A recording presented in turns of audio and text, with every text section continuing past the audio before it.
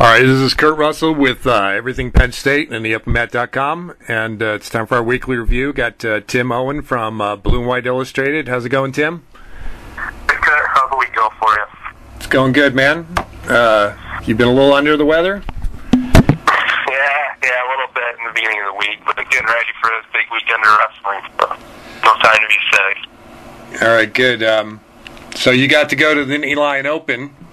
What were some of your thoughts? What was standing out to your mind from that weekend, from that Sunday of wrestling? Yeah, there's a lot of good wrestling on Sunday. You know, the Lehigh Open always makes for a long day, but there's always some good competition there, and this year was no different. So you got to see some of the Penn State guys get tested like you haven't really seen yet this year with the two early matches. From my standpoint, Dylan Alton really stood out to me on Sunday, even though he did lose in the finals, but it's a correctable mistake, and he knows that. Sanderson knows that. But before that, he scored something 50 points in his matches leading up to the finals. He actually rode well on top, which he's always had that potential. It's just Dylan Alton's always been kind of a takedown artist and likes wrestling from his feet, and that's something Cal's really tried stressing to not just Dylan, but the whole team is really trying to improve the mat wrestling, and Dylan really showed that was a focus for him on Sunday. And Cal mentioned that after the tournament, and he was real pleased with Dylan. And I have confidence with Dylan going into this weekend, even though he has a tough match on both tournaments or both matches. He should have a pretty good challenger at West Virginia and Lehigh. But he should be able to win both of them this weekend. Also, Quentin Wright looked like he was in good form after losing to Minnesota. Right. Nico Meglunas at 125 had a great tournament. I was real impressed with his dominant victory over Colton Faw in the finals. Colton's a real good recruit from North Carolina State that they pulled in last year. And it kind of gave Nico a little bit of confidence, to be able to pull out a major decision over someone with the caliber of Colton Faw. He also was impressive. Cameron Wade at heavyweight had a real good tournament, and he needs some momentum going into Friday's night match with Zach Ray at Lehigh. At Roots wrestled good. David Taylor, especially. He had the rematch with Steve Fittery that everyone was talking about. All in all, kids who needed to wrestle well wrestled well. The only problems that came out of the tournament, as I'm sure you're aware about, the injury. Derek Reber, he only wrestled the first three matches, and even though they pulled him out just for precautionary reasons, the high brain is still giving him a little bit of trouble. He should be able to go this weekend, though. And then at 141, you have starter Sam Sherlock, who went down with an ankle injury. Cal's calling it a sprained ankle. He's still in a boot today, and is expected to more than likely to be in that boot for the next couple of days, and it's unlikely he'll wrestle this weekend at both Lehigh and West Virginia. And that's just a loss for Penn State. They 141 was already a little bit of question mark, and now with one of their best wrestlers down, that's just going to hurt them. And then also one of the backups at 141, Luke Fry, who's a true freshman. He started out with an 8-0 victory, looking good, and then he had the injury default in the second because he just was sick. Doctor didn't want him wrestling anymore. So if he's feeling better, he could be an option this weekend to take the 141 starting spot, in Sherlock's absence. But if I were to guess, I'd assume we see Brian Pearsall there in Sherlock's absence. Yeah, I don't think. I think they want to keep the red shirt on, Luke. That would be my opinion. That has to be the smart thing. The only reason I could see them taking it off this year is because next year he probably won't have a starting spot available for him yet either. So if he doesn't redshirt this year, he can always redshirt next year. But I think the best option for Cal to do this weekend, if Sam Sherlock, of course, can't go, is to go with Brian Pearsall, because he's proved, even though he had a rough outing pounding on Sunday. Brian proved that he can beat ranked opponents and can wrestle with the best of them, and he could score some points this weekend for Penn State. Yeah, the things I noticed, I watched a lot of tape over on Flow, and number one, everybody's looking at the fact Dylan got pinned. They don't know, if you didn't actually watch the video, that Dylan was up 4-1 on James Fleming, who's ranked 8th in the country, and actually took him down and turned him for 2 back points, and then stupidly got caught and got hit with a cradle, and that was that. And the other thing was James Volrath, actually, I thought had a very good tournament too. He actually, I think, to me, showed me that he could actually, get up into the top 10, maybe top 15 if he was actually wrestling first. Oh, no doubt in my mind, Volrath would be a ranked wrestler at 57. Of course, Dylan Allen wasn't there. But yeah, again, like you said, Dylan had just a fantastic tournament. Even though he wasn't one of the 6 to claim the title, I would almost have to give him the most valuable wrestler of that tournament, just because he showed that he was working on some of the things that hindered him in the first 2 matches, but he was also improved on his feet. Like you said, he turned to get in the finals, and then just got his knee a little close to his nose and got turned with the cradle, which happens. I mean, that's just something that happens and he can learn from, and luckily it happened early in a tournament like the Owens-NLO Open. But like you said, Brad did well. Frank Bartolotti was another wrestler who's on the starting lineup right now. He was wrestling unattached because of academic ineligibility. He looked real solid in his first couple matches before getting pulled out in the 7th and 8th place. Why did they pull him? We still haven't heard for sure. From what I'm hearing, is it was just precautionary reasons. There was no reason to send him back out there already with Reaver a little injured at 133. Bartolotti's the next option once he returns in the spring. So I just think they're trying to preserve his body as much as they possibly can, because especially if Reaver's still in January, they're going to need to rely on Frank Bartolotti pretty heavily. Now, also noticed that Jordan Conway got to the semifinals, so it looks like he had a solid tournament too. Jordan has a real solid tournament. That's actually the first time I've gotten to watch a lot of Jordan wrestle, and he really surprised me. In his semifinal bout, he had Colin fought there in North Carolina State, and he actually pulled 2 or 3 nice takedowns towards the end of the match, and actually pulled the match in close. And it just shows his attitude. He is a fighter. He definitely doesn't want to go down easy, and he really wanted to be in the finals against Nico. And that's good for Penn State to have that option, because it's not likely Nico Megaludis will be at 125 his full career, and Jordan's more of a career 125-pounder. I also saw that everybody was anticipating Andrew Alton and Frank in the finals, but from what I heard in the semifinals against Donnie Vincent, Andrew tried a throw and got caught and ended up in his back and being down 5-0, and that's a tough kind of thing to try and come back from against a wrestler like Vincent. Yeah, Vincent's no slouch, that's for sure. Unfortunately, that match was one of the matches that I wasn't able to pay attention to, because you're at the Owens-NLO Open Sunday, and you have 10 matches, just 10 matches going on in the main gym, and sometimes you're not able to keep track of all of them going on at once. But yeah, from the sounds of it, Alton just tried hitting this big move that he always tries hitting, and sometimes that doesn't work against experienced wrestlers like Vincent, and he definitely took advantage of that.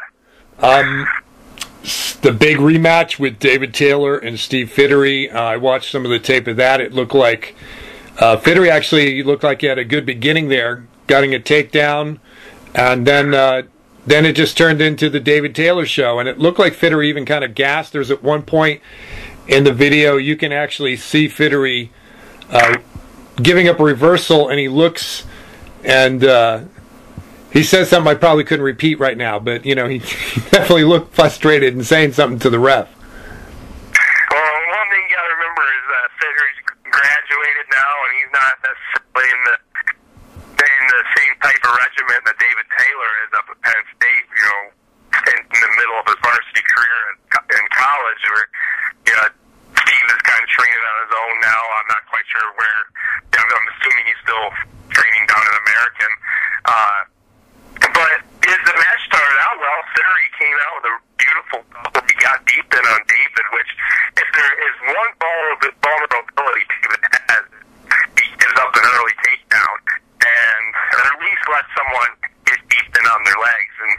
But that vulnerability he corrects very quickly, because then he shows once someone scores points on him, or even comes close scoring points on him, he turns it into a different gear, and obviously in this case show that his endurance and his drive was a little bit more than Steve's, and David just walked away with that match when it was all said and done, just like he has all year. I can't remember watching a kid who makes wrestling look that effortless and has that much of a repertoire for different attacks, coming under the chin, doing the crab ride, riding legs, doing the tilt. Yeah, it's almost unfair to look at him with some of these other kids that go up against him, because they'll make some of the most talented wrestlers in the country look like, you know, they're just in their beginning stages of the sport, and it's just pretty crazy to watch. I'll say that. Matt Brown looked like he had a good match. I got to watch one of his, and he pinned a kid from Kutztown, I think, with like 2 or 3 seconds left on the bout. That's the only one I got to see. Just completely dominated him. Yeah, I caught a couple of his bouts. Unfortunately, I didn't catch his bout that he lost. I believe it was in the semis, or maybe in the quarters. But from the little bit I did get to watch of that, he is just so strong, and that's, I mean, strength gets you only so far in the sport of wrestling, but Matt really uses his strength to an advantage, and that's just something that Hale's talked about in the past. It's right from the beginning of the season when Matt transferred in. You know, he'd be starting basically on any other roster in the country almost, but since he's wrestling behind Eddie Ruth, he can't find a spot. But he did look good from what I saw. You know, it's just a matter of time to get back into the groove of wrestling, and I think he'll be a viable starter. Yeah, it didn't seem like there's too much more of a challenge for Ed Ruth or Quentin Wright at their weights, because Quentin just stormed through it. No, they both handled the competition very well.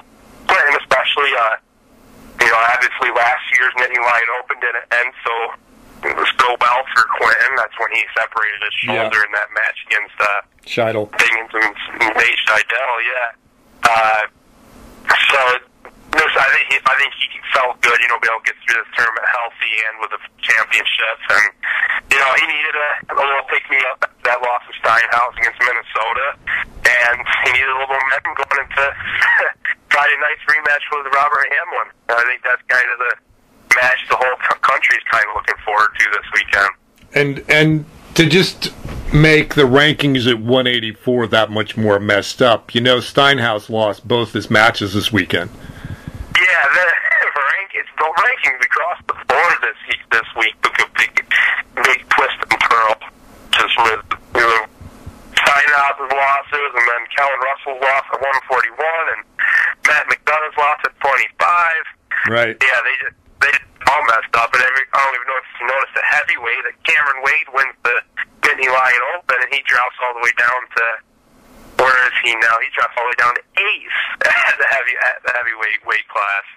And he didn't even lose this weekend. So I think the open mat actually, open mat I think actually has him back up at 6th, and Tony Nelson dropped behind him because I think Tony dropped a match to the kid from Central Michigan, who actually, Peter Sturgeon, who transferred from UNC Greensboro when they dropped their program. So, yeah, so those are kind of jumbled up. I mean, Zach Ray lost, and Ryan Flores is now, I think, the top-ranked guy. Did you get a chance to see Morgan wrestle at all this weekend? Yeah, I caught Morgan's matches quite a bit. I was Matt's side for his loss against Maryland's there. The Maryland's 197-pounder. Christian Boley. Boley, Philly, yeah. No, it was a good match. I mean, it was eerily similar, especially the third period was eerily similar to the match against Sonny Yon against Minnesota, because Morgan struggled. It was a battle, and Morgan pulled off a takedown in the third period, gave up an escape, and then gave up the takedown again to lose the match in the final 10, 15 seconds. And that's just another learning curve that Morgan McIntosh has to learn from. To get up, get away from the wrestler, and let the time expire rather than trying to stay in there a little bit longer. But afterwards, Cal took the pleasure of saying that Morgan McIntosh, if he stays positive, can still be a national champion by the end of the season. So those pretty strong words for a guy who just lost two matches, two of his first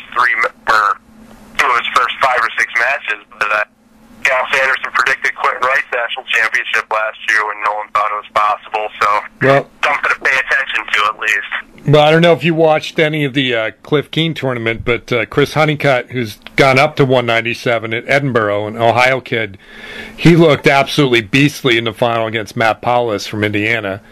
And then Honeycutt's a beast this year. That weight, that jump up in weight, you could just tell he's packed it in his shoulders and his arms, and he's definitely dangerous at 197. And then, I don't know if you saw the Cornell Minnesota match, but Cam Diaz, made short order of Sonny Yon. He just basically destroyed him and then pinned him. Yeah, Simon has always that Young's number, and I think that at the beginning of the year, I definitely thought Morgan McIntosh was going to be able to compete with these guys right up at the postseason, and I still think he'll be able to, but he needs to learn from a couple of these early season mistakes, get adjusted to the college wrestling atmosphere a little bit more, the timing of things, the speed of things, and I think he'll be all right. But right now, at this point, Simaz, Honeycutt, even Yon, they're still a little bit above Morgan McIntosh's level at this point. But as Cal said, there's still a lot of time left between now and March, and that means for a lot of learning for Morgan McIntosh. Yeah, I agree. And it looked like Cam didn't have too much of a challenge right there. I mean, McCorkle from Clarion is a good, solid kid, but I think he defeated him. And did he pin him? I can't quite remember. Yeah, he pinned McCorkle in the finals. I was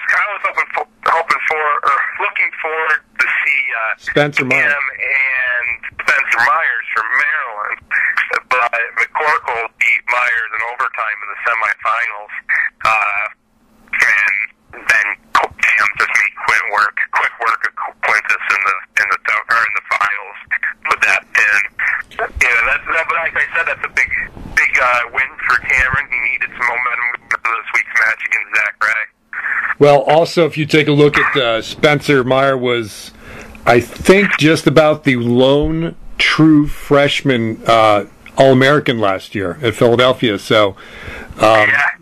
He definitely got talent. He's just another guy who's young and still working out his consistency. And by the time he's a senior, he'll be right at the top of the heavyweight weight class. He's still young. But, Cam beating a kid who beat him, that's just kind of the interesting thing with the transitive property with Cam is he'll, like we've mentioned before, he'll lose to guys who lost the guys he beat, and then he'll beat guys who, he doesn't. That property is almost applying to the entire heavyweight weight class so far this year. I mean, you have Ray losing to Flores, and who used to beat last year, and then you have, Sturgeon into the mix now, and Cam, and Levi Cooper, Arizona State. It's just a little dog-eat-dog right there, a little cannibalistic in heavyweight class this year. But Flores actually is the one who seems to be the dominant one this year, even though he struggled with Ray last year. It looks like he kind of turned it up a notch heading in 2011, 2012. So speaking of Lehigh, Penn State has their traditional cross-state rival coming up this Friday. They got to go to their gym, the Stable Arena, and how do you see some of those matches coming out? It's going to depend on Friday night. I think there's no reason Penn State shouldn't pull off this victory, but breaking down the match. But there's going to be a few matches that are going to be flat matches for Penn State that they need to go their way in order to pull this one off. And from looking at it, it looks like 133 was the uncertainty with Derek Reber right now. That's the flex match, even though Lehigh's 133-pounders aren't necessarily the strength of their lineup either. So that's a weight class you're going to want to keep an eye out on.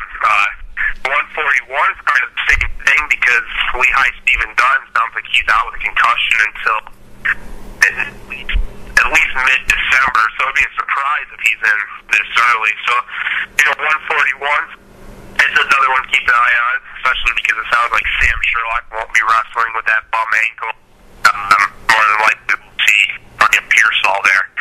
And then another one I have circled is 184, obviously, because you have the finals rematch from last year's national championship going on right at the Sadler Arena Friday night with Quentin Wright and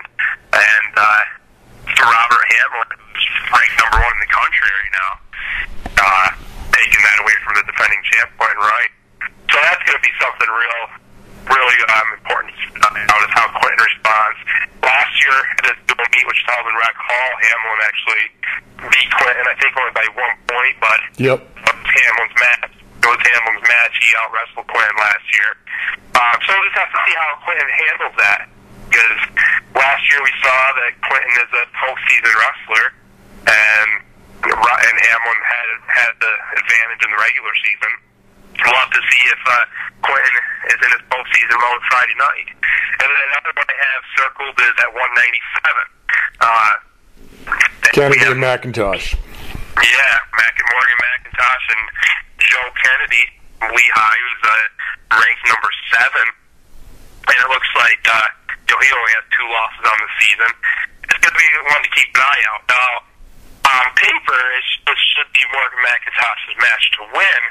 But you have Kennedy, who's a vetted senior, been around wrestling for quite a while, and so far that's kind of been the separating point for Morgan McIntosh is just the experience, just the 1 second away, 1 move away from pulling off these victories. So that's another match that Penn State's going to need to go their way that might not necessarily be given to them on a platter, I guess you can say.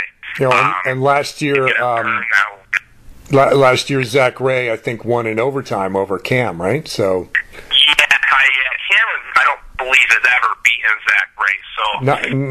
He beat him actually in freestyle last year. In freestyle, that freestyle plays more towards Cameron's style than Zach Ray's style. I mean, you watch Ray wrestle. I mean, he just kind of waits for the third period to really do anything, and then hopefully win by 1 or 2 points. And that's not necessarily how Cameron wins matches.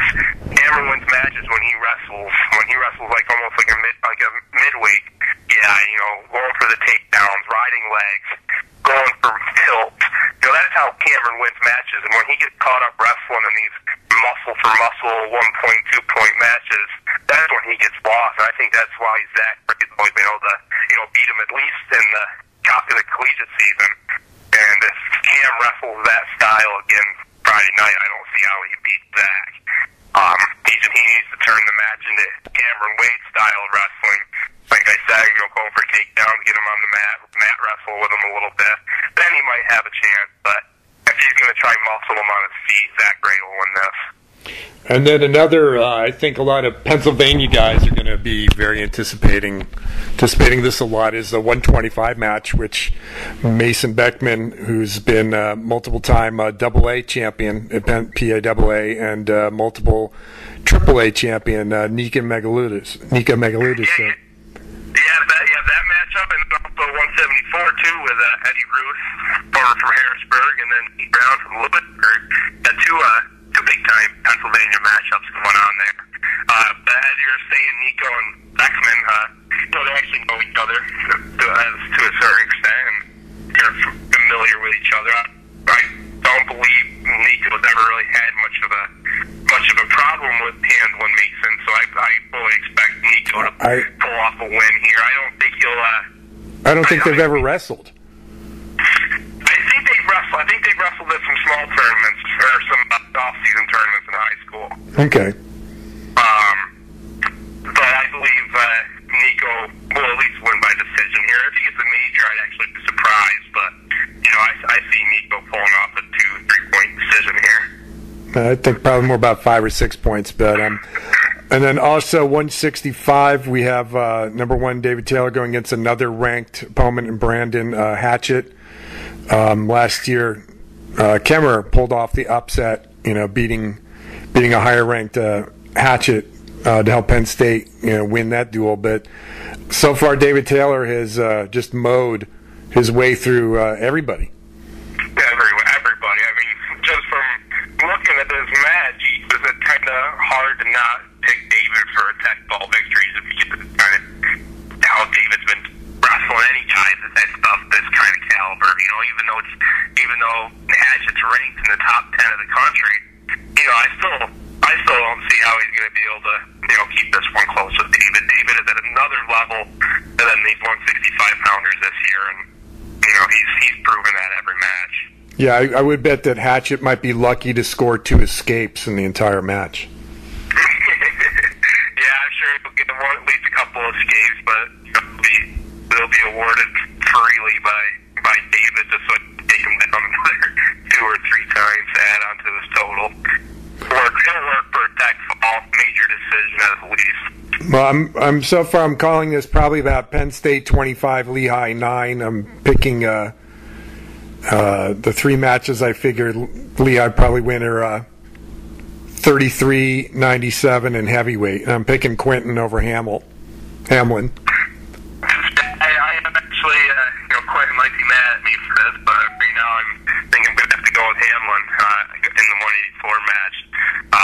Just because, from prior experiences, Quentin's a postseason wrestler. Hamlin's had good success in the regular season, and right now Hamlin's on a tear, really, to make it simple. Hamlin's really wants to make a statement this year down at Lehigh. But it's going to be a good match. I'm excited. It's going to be a close match.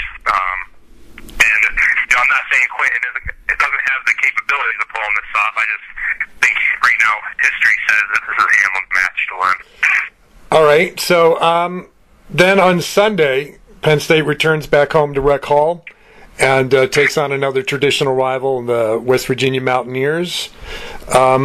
West Virginia, they still have a couple good, tough kids, especially in their lower weights. Their first 3 kids especially should give Penn State, run for their money. Yeah, but on paper, West Virginia is going to be favored on out of these first 3 matches. And at 125, Nico's going to have even though he's ranked higher than Shane Young, who's not ranked. Young hasn't lost yet this year, and he could give Nico a battle. So, it wouldn't be good for Penn State if they start this match 3 down, and that's very possible of an option. But just looking at this West Virginia lineup, you have 1, 2, 3, 4, 5, 6 of their 10 starters are all from Pennsylvania. So, there's going to be some familiarity here, and because the Shane Young kid, he's a Pittsburgh boy, just like Nico. Yeah, Colin Johnston, I kind of figure he'll, even if Reber's in there, I think he'll probably beat Reber. And Nathan Pennessy is he has the ability to get the bonus, so I think I might actually pick him over Pearsall as well. Yeah, I think West Virginia has, like I said, on paper, barring any unforeseen circumstances, I think West Virginia has 33 or 41, in their favor. 125, hopefully, for Penn State, Michael Ludus will be able to, provide some sort of form going into those 2 matches. But, they're pretty stacked there in those first 3 weight classes. And then after that, though, it looks like Penn State favored in every single one of those matches from there on out, starting with Frank Molinaro at 49. He's there should be no reason he doesn't get a major decision. Or that Fowler pin over George Sheffel. He's just a freshman. And then at 57, Dylan Alton's got another freshman who, Prazia's pretty good, but, Dylan Alton's on the tear right now. And then I'll get at 65, you have David Taylor. And from there on out, I think Penn State's favored.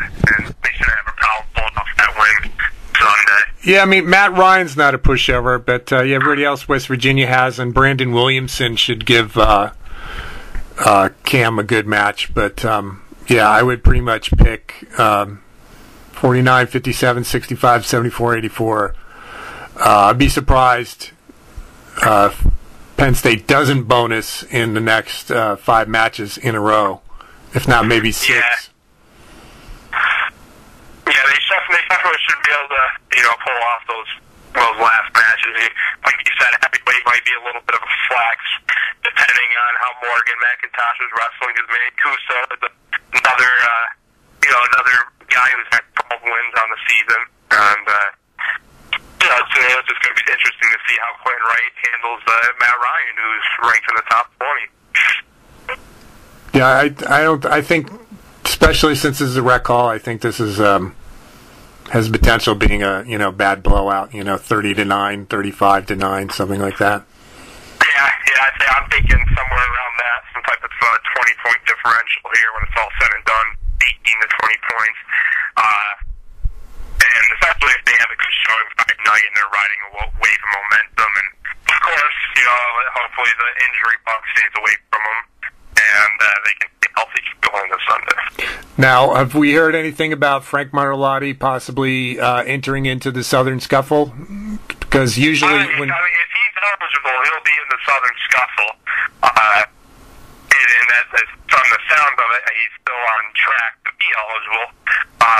But really, Cal or Norm, Frank, or anyone on the staff is going to comment on that yet until they get a better idea after finals come out. I believe that finals start this week, maybe next. So we'll find out soon enough.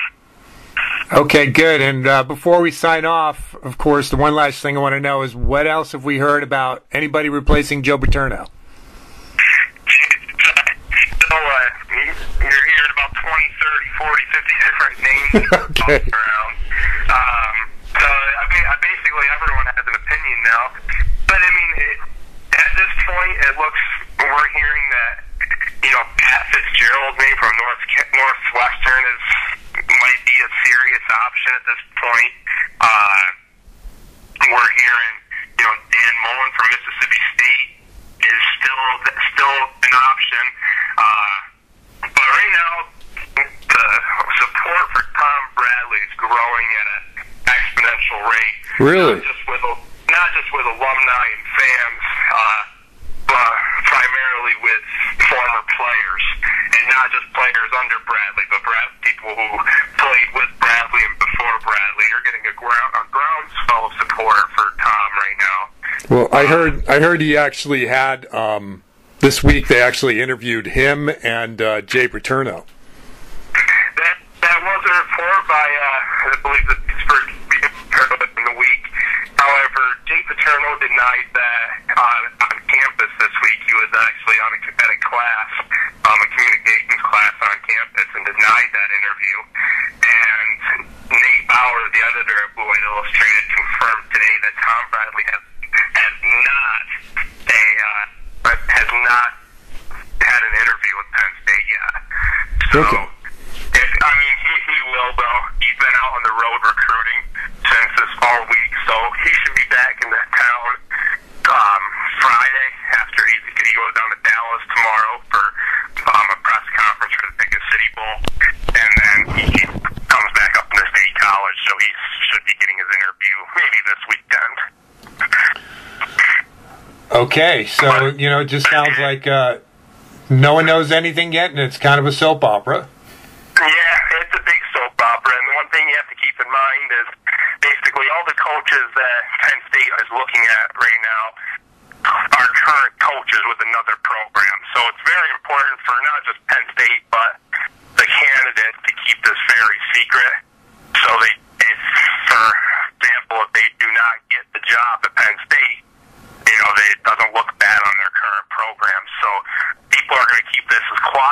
under wraps as possible at this point in time. So, and that's one thing you have to keep in mind is the names that you're hearing are rumors, might be planted there on purpose, kind of as negotiated tactics. So, just one thing you have to keep in mind, filter out who you hear, who you don't hear. And soon enough we'll hear because they want to have this coach named before Christmas. So, just a matter of time. Okay, so Tim, you're going to get better this week, so you can hit media day next Tuesday, right? Yeah. I think I kicked the cold at the curb. Going to be heading down to Bethlehem Friday afternoon for the Lehigh match, and then we'll be in Rec Hall on Sunday for the West Virginia match. And just like always, I'll be having a live thread going on White Illustrated's message board. The Lions Den, I'll also have full recaps of both matches on Blue White Illustrated for free for everyone to check out. Also follow me on Twitter at Tim_Owen, DWI, as in Blue White Illustrated. And also just check out our wrestling coverage, throughout the week at Blue White Illustrated. And also our editor, Nate Power, has a pretty neat article up there today about current and former players' support for Tom Bradley as head coach. He actually had Justin King and Paul Posluszny and a few other former Penn State All-Americans get in contact with him this week about their support for Penn State. So there's a good article on there as well. All right, Tim. Sounds great. Thanks for your time, and then we'll look forward to talking again next week.